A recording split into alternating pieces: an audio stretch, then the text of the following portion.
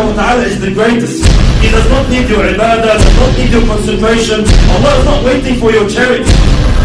Allah's kingdom and dominion does not increase with the dhikr and tasbih and ruku' and sujood. We need Allah. We need Allah. We need Allah.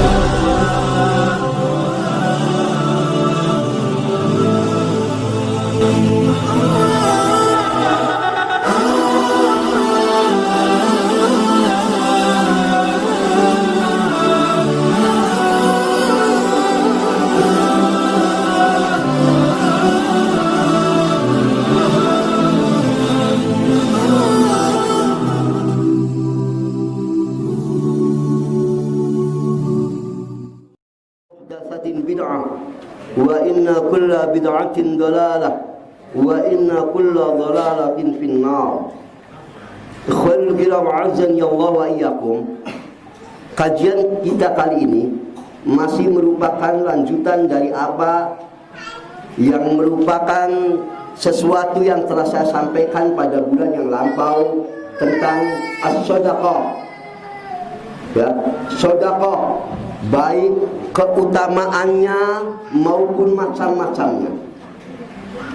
Telah saya sampaikan sebagai pembuka, as-shadaqatu burhan, kata Nabi sallallahu alaihi wasallam. Sedekah itu burhan, pembeda, penjelas kapan orang itu benar-benar beriman dan munafik. Yang paling jelas diketahui indikatornya itu adalah dari sedekah. Orang melakukan sunnah gampang, dia nggak perlu ngeluarin duit. Antum kalau puasa sunnah ngeluarin duit nggak? Enggak, bahkan ngirit duit. Betul? Orang pengen sholat sunnah gampang nggak? Gampang, nggak ngeluarin apa-apa. Tapi kalau sudah sedekah, pada umumnya dia mengeluarkan sejumlah harta, maka pada saat itu tantangan akan muncul. Akan berpikir dua kali lipat ketika antum mau mengeluarkan sesuatu yang sifatnya harta-harta yang kita miliki. Betul?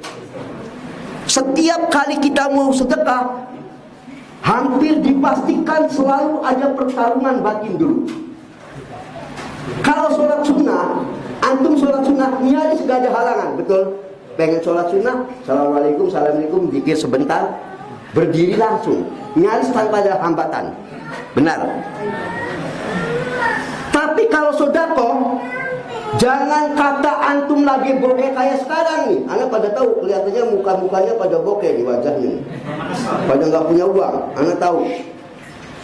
Lagi ada duitnya aja, mikir, masih mikir.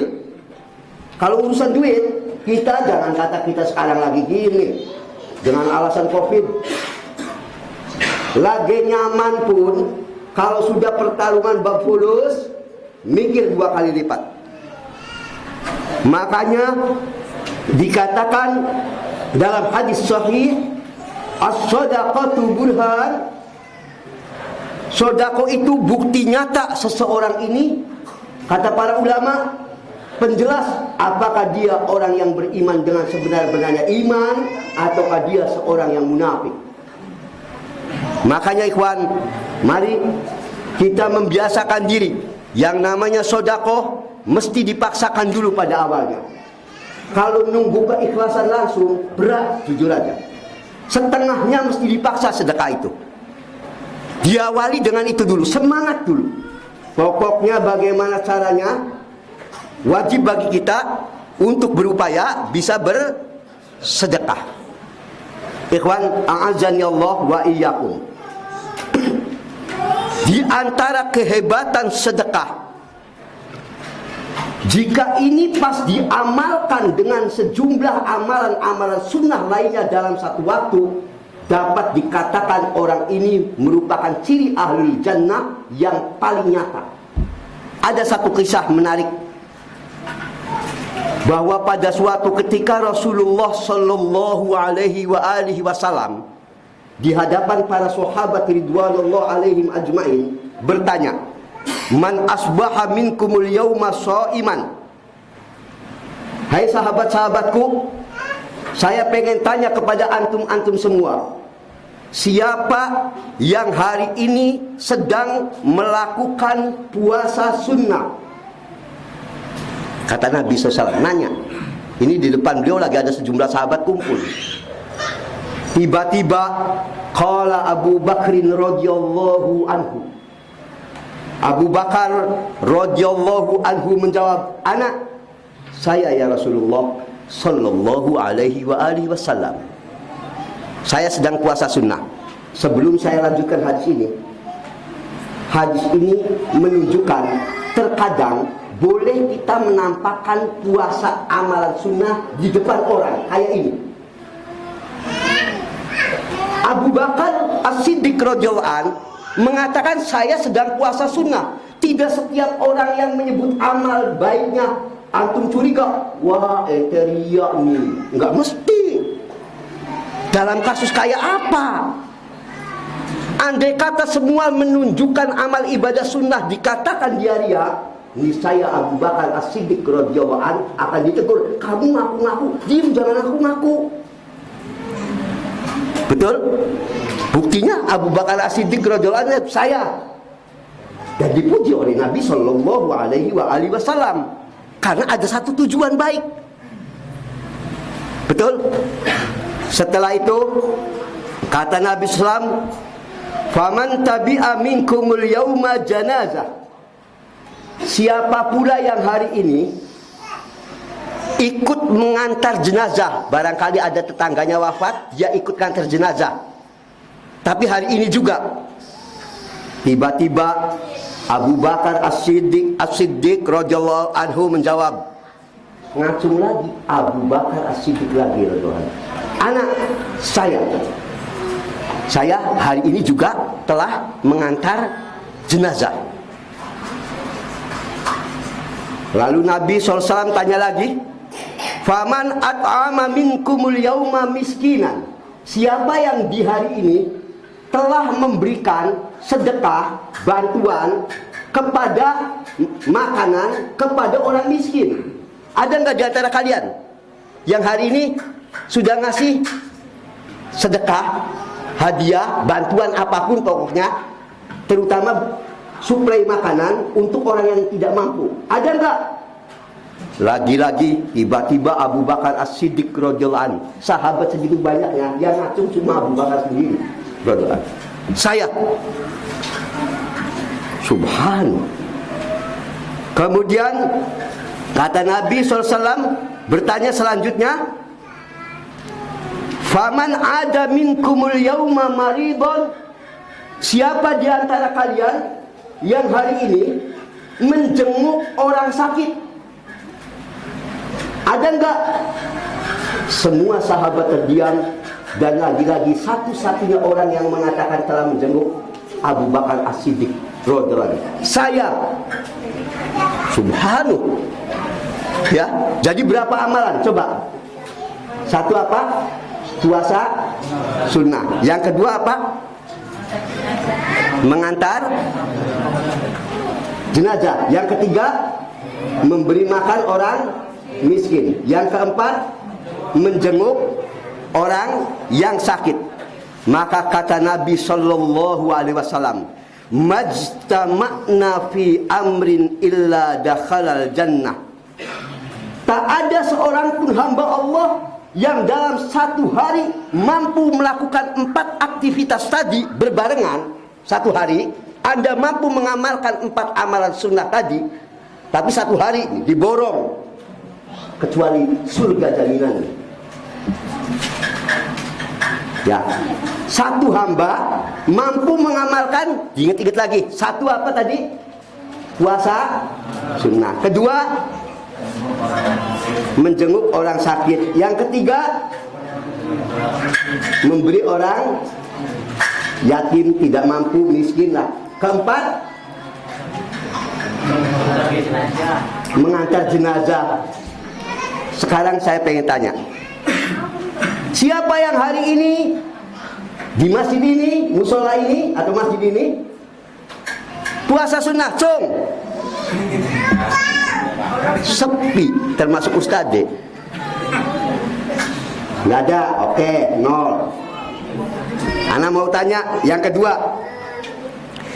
Siapa di antara kalian yang pada hari ini memberi makan, sedekah apapun ya, makanan gitu ya, suplai makanan kepada orang yatim, tidak mampu, tetangganya lagi kurang, aduh ngirim, jangan asem tak apa, atau duit atau apa, cung ada?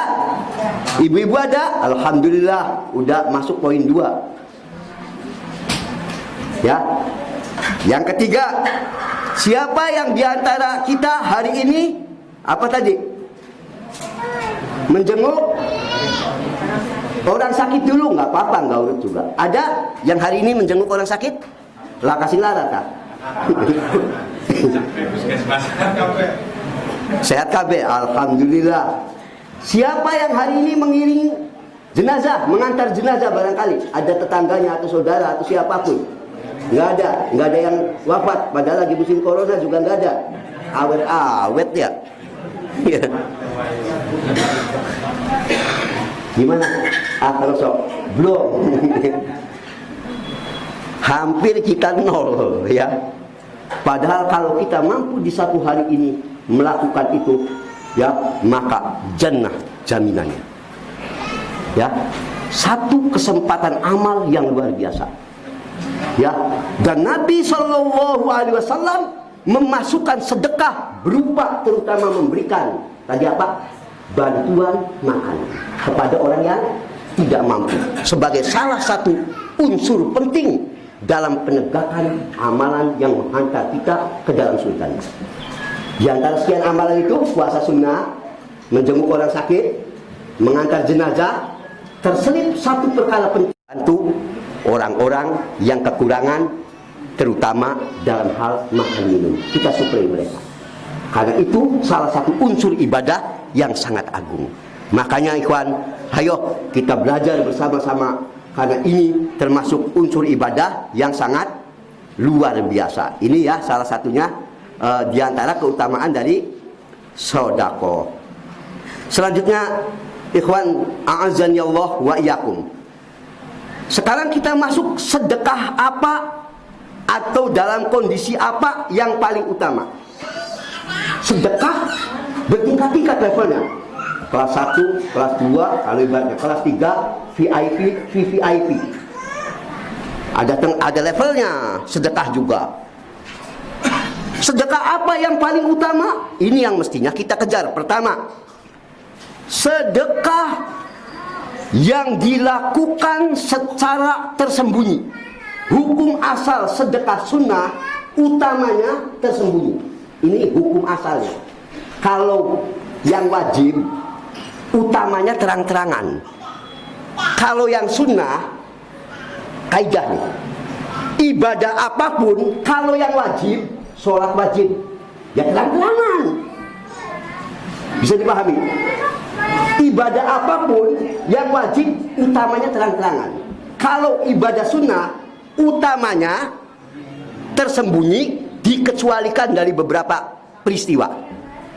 Terkadang ada amalan sunnah yang utamanya justru dinampakkan. Nanti saya kasih contoh supaya paham kaidahnya. Hukum asalnya termasuk sedekah itu yang utama sembunyi-sembunyi. Mana dalilnya Ustaz? Dalam salah satu ayat Al-Quran, Al-Baqarah ayat 271. Al-Baqarah 271. Allah Azza wa Jalla berfirman, di mana Dia Azza wa Jalla berfirman, in tubdus shadaqah fa ni'ma. Jika kamu menampakkan sedekah sunnahmu, itu bagus. Jangan antum anggap wah ini mah golongan ria. Jangan. Kalau ada yang sedekahnya terang-terangan, boleh. Ini ngasih di sini, ngasih bagus. Kata Allah. Tapi ya fani immahi itu bagus. Wa in tukhfuha wa tu'tuhal fuqara fahuwa khairul lakum. Tapi kalau dia sedekah sunnahnya dengan tukhfuha, khufi, tersembunyi, kata Allah, itu lebih bagus lagi. Jadi sedekah terang-terangan bagus, sedekah tersembunyi high class. I like. Lah, kelas tinggi. I like. Tapi dua-duanya bagus. Mengapa Allah sampai menurunkan ayat ini? Dulu orang-orang munafik, ceritanya, cerita, dengarkan oleh antum. Orang munafik dulu selalu mencari kelemahan para sahabat ridwanullah alaihim ajmain. Ceritanya ada sahabat yang dia ini sedekahnya terang-terangan. Orang munafik menebarkan isu, tuh munafik ini golongan-golongan riya. Tukang riya kalau sedekah dinampak-nampakan. Sebagian sahabat kalau sedekah ada yang gak pernah menampakkan, diem, langsung ke panitia. Orang lain gak ada yang tahu, paham gak? Sehingga apa? Orang munafik, dia mah gak pernah sedekah, dasar medit. Memang wong sengit dikurang pengangit dari wong Jawa. Benar. Dinampakkan diomongnya dia, enggak dinampakkan karena enggak ada yang tahu. Diomongnya gua pernah sedekah orang ini mah, padahal dia sedekah, cuma dia mengikuti ini sedekahnya diam-diam dulu. Dianggap pelit. Tuh, pokoknya orang itu kalau udah benci, antum jangan kata antum bodoh, baiknya salah. Udah kaidah itu mah. Sedekah antum terang-terangan, ria, pengen jalan, dia mah pengen dipuji. Ya udah antum kalau sedekah selamanya 1 tahun ini nggak pernah. Padahal antum sedekah aja sering. Tuh dia mobilnya mah bagus nggak pernah ngasih, salah semua. Bingung ngadepin orang begini, kita nggak akan pernah ini, repot. Ya, ikhwan, maka Allah sengaja turunkan ini untuk membantah keburukan hati orang munafik. Kamu sedekah terang-terangan, bagus, dipuji oleh Allah. Kalau kamu sembunyi-sembunyi, lebih bagus. Bisa dipahami? Bisa dipahami? Kalau sudah dipahami, maka saya minum dulu. Bismillah. Bismillah. Alhamdulillah. Nah, ikhwan, hanya saja walaupun sedekah itu sedekah sunnah ya, hukum asalnya adalah apa tadi? Yang lebih baik sembunyi. Terkadang akan lebih utama terang-terangan. Kapan itu? Kata para ulama, di antaranya satu, perkaranya sunnah yang hukum asalnya lebih baik tersembunyi bisa lebih utamakan terang-terangan. Kapan? Contoh kasus saja. Satu, ketika antum ingin memberi contoh dan semacam memberi sindiran kepada orang yang kaya yang tidak pernah sedekah. Contoh, di sini ada bos beras, ada bos kecap, ada misal kata, bos kerupuk ada. Cuma ini, aduh, kalau suruh nyumbang, jangan kata nyumbang 20 sak semen, setengah sak aja abot. Ibarat kata ini, antum kita tukang beca, antum kelas-kelas tukang beca, paham nggak? Taruhlah dagangan cilok, berapa sih keuntungannya? Cuma antum ini supaya setengahnya, kalau boleh ngomong mempermalukan. Pas hari itu panitia mengumumkan siapa yang hari ini kita bunuh di masjid kita, siapa di antara kamu antum yang mau bantu. Antum padahal tadi dagangan cilok berapa? Sengaja 200.000, padahal mau malu-maluin ente yang bos. Berapa antum itu? Pada saat itu terkadang ini lebih utama, dengan maksud memberi motivasi kepada yang lain agar lebih semangat. Malulah kepada saya, saya hanya dagangan cilok. Ya, saya hanya dagangan kentang goreng. Dapat berapa sih? Sengaja pada saat itu antum seakan-akan memotivasi lewat amal nyata.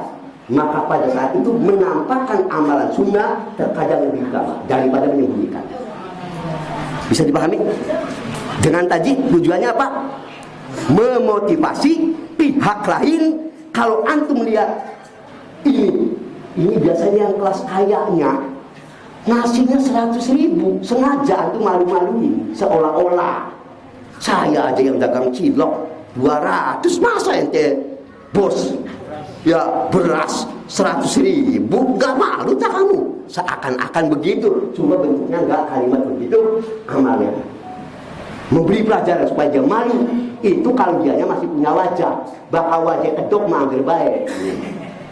Semua diri mukonuna enggak jagar baik birubah. Benar? Iya, tapi ya mending aja coba-coba dulu. Siapa tahu dengan cara gitu dia isin temen yang dagangan cilok 200, masa saya bos beras. Wah, saya 2 juta. Dia karena malu tadinya awalnya mah. Kena dari cek bocah gitu ya. Kan seolah-olah kan dia akan ada, wah saya bisa. Padahal sengaja ini orang itu sengaja amal sunnahnya dinampakkan agar dia malulah Anda. Ini sekelas saya. Padahal saya juga banyak, antum tahu saya cuma dagangan bakso. Ya bakso yang diketeng payu irasi oleh kasar kata gitu, paham? Tapi siap beramal. Anda mestinya lebih malu dari saya. Itu maksudnya. Bisa dipahami, itu contoh terkadang amal sunnah ya sesekali lebih utama dinampakkan dalam rangka memotivasi orang lain agar semangat. Walaupun tadi hukum asalnya yang utama amalan sunnah tersendiri. Itu pendalaman fikihnya ya. Jelas ya, saya tidak ingin memperdalam masalah itunya, tapi ini satu gambaran karena terkait masalah sodako. Ya, kita lanjutkan. Jadi sedekah yang paling utama yang pertama gimana, ikhwan? Sodako yang paling utama, sodako yang dilakukan secara tersembunyi. Sekarang yang kedua, sodako yang utama yang jenis kedua. Sodako yang dilakukan oleh kita semua dalam kondisi kita keadaan kepepet.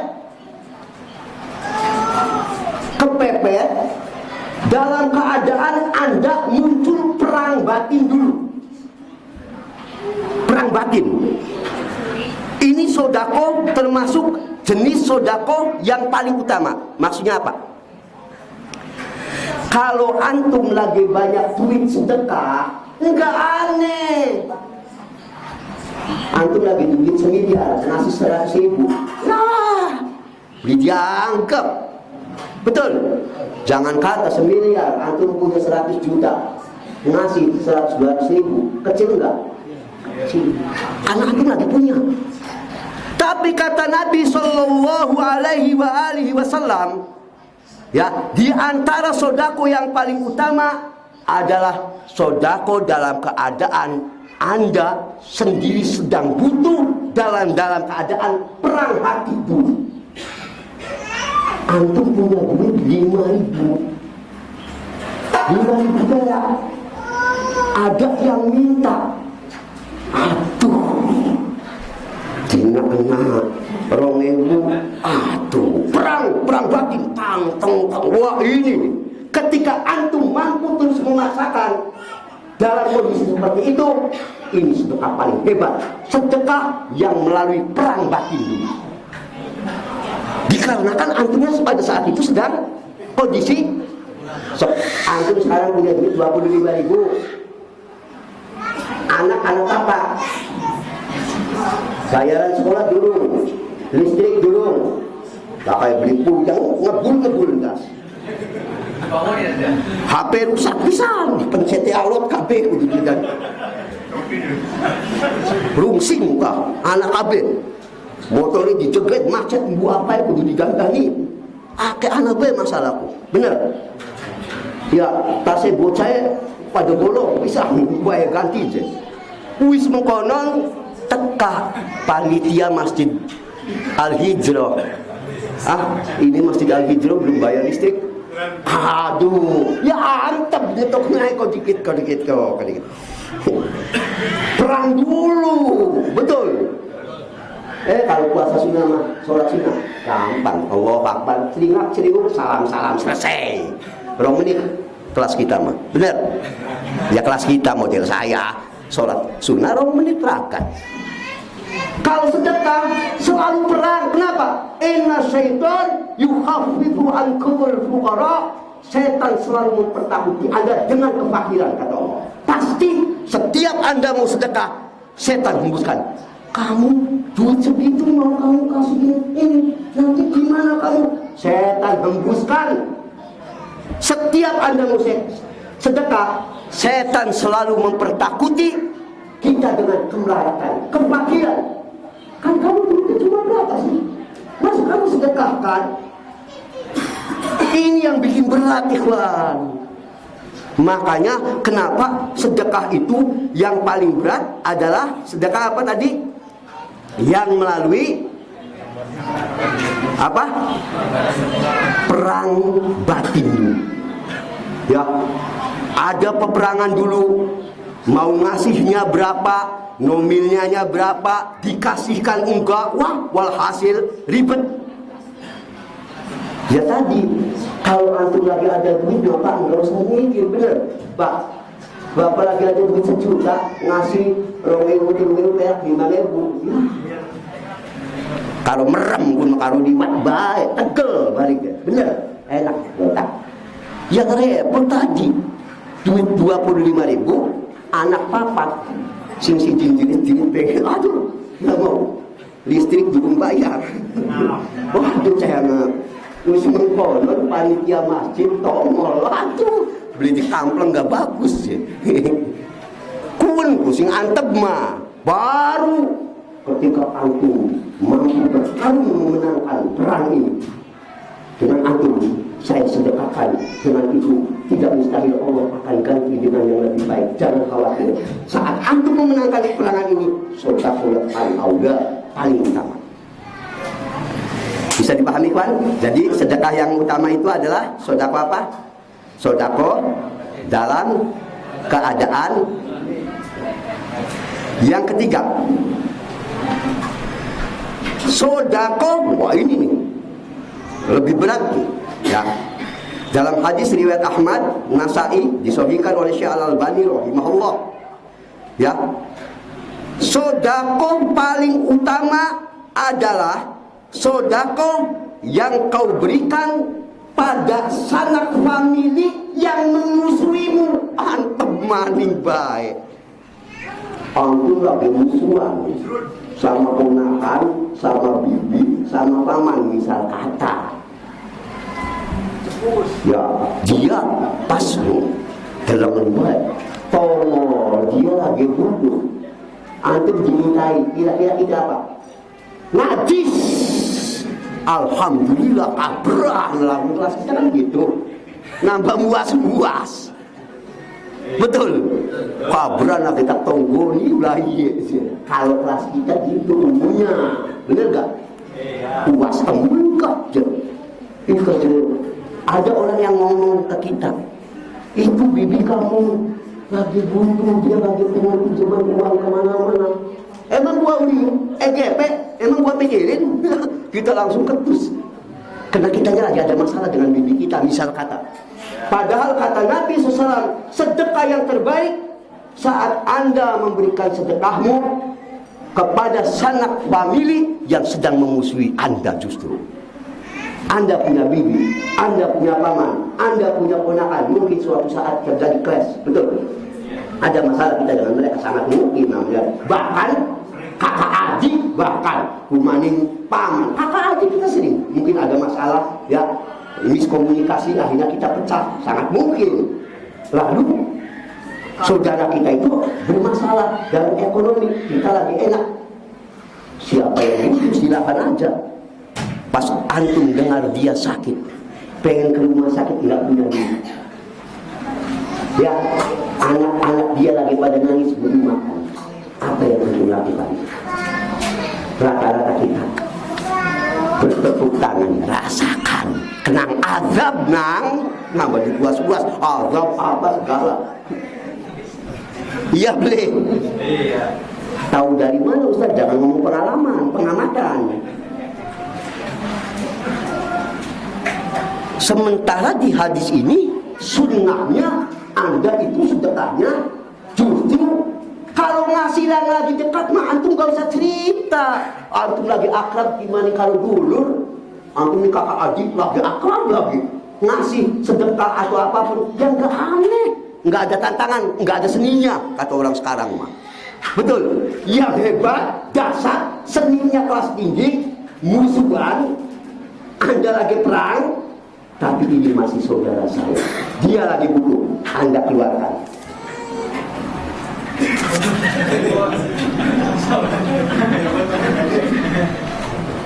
Berat bom kan? Ya. Berat enggak? Jujur. Antum praktekkan. Mungkin saja Anda yakin antum sekarang ada. Ya maaf, lagi ada masalah. Ya, enggak usah ceritakan dengan saudara atau apa. Pulang-pulang. Parki, antum, tunggu, buah, jeruk, pelem, dikana mang, lagi musuh dengan mamang. Ya, ini 300, ini ada nggak tahu, tegel beli, tegang kono, tantangannya, sanggup enggak? Padang kita, Allahul Musta'an. Bisa dipahami kawan? Padahal ini adalah paling tinggi nilainya di sisi Allah. Isa berapa menit lagi? Isanya? Hah? Masih ada ya? Baik. Kita lanjutkan. Di antara satu ibadah lagi. Selanjutnya sedekah paling utama adalah sedekah yang kau berikan kepada karib kerabat. Kita ini kadang-kala kebalik-balik. Kalau ke orang lain kita siap bantu. Pas dulur dewek, kakak sendiri, adik sendiri, paman sendiri, bibi sendiri, lagi katon kelompokan tidur. Betul nggak? Banyak nggak? Padahal sodakoh yang paling utama kata Nabi Sallallahu Alaihi Wasallam adalah sedekah yang kau berikan pada kerabatmu dulu. Itu sodakoh paling utama.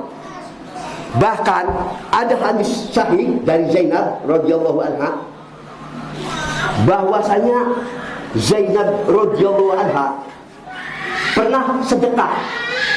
Suaminya protes, kenapa kau sedekah ke orang lain, tidak sedekah untukku?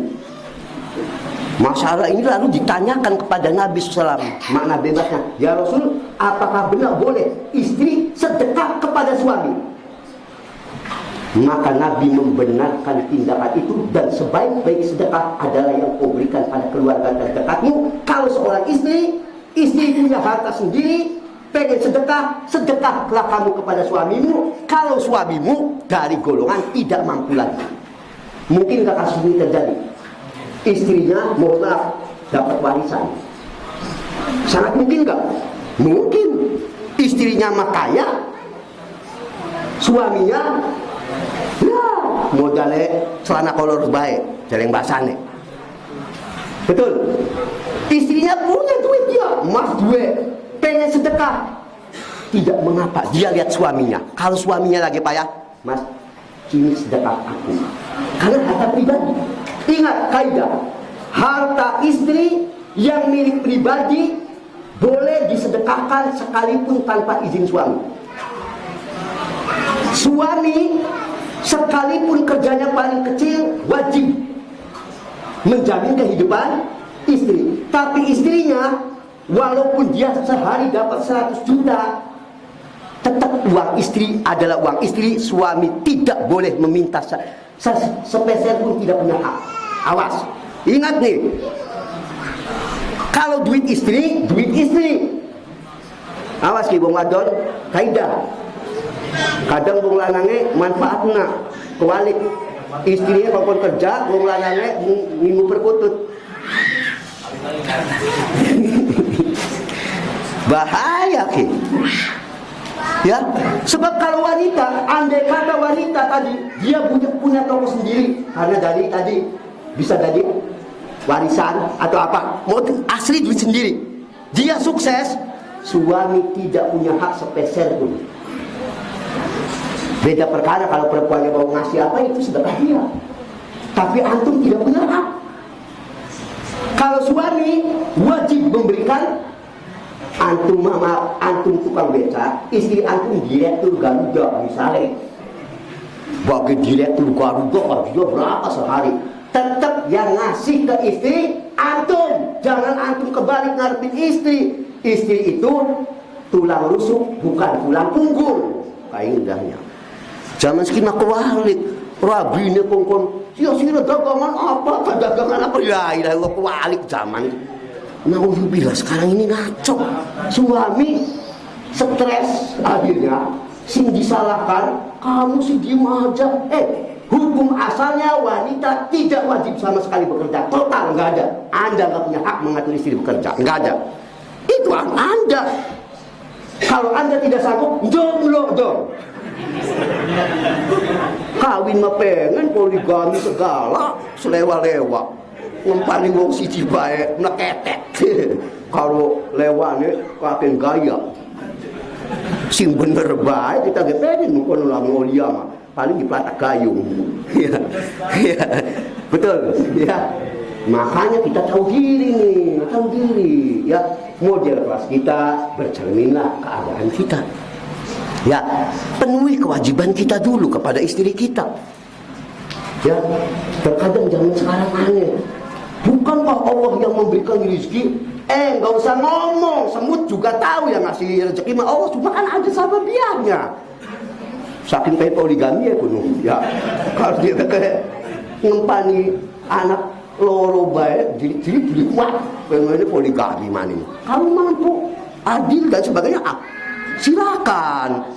Tapi tadi, enggak.